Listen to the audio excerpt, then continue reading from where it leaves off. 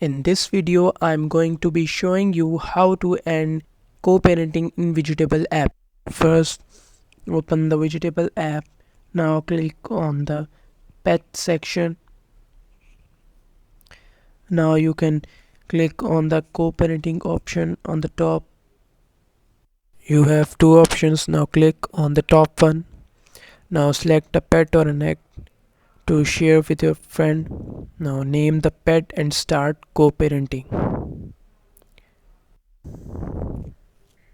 Now share this code with your friend via WhatsApp or any other application. Now open the Widgetable app in your other phone.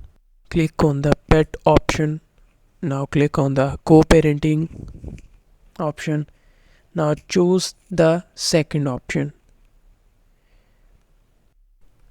Now enter your friend's co-parenting code in the given field to join co-parenting with your friend.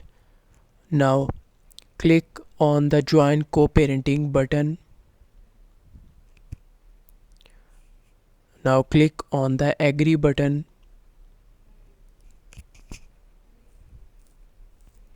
and you can name your pet.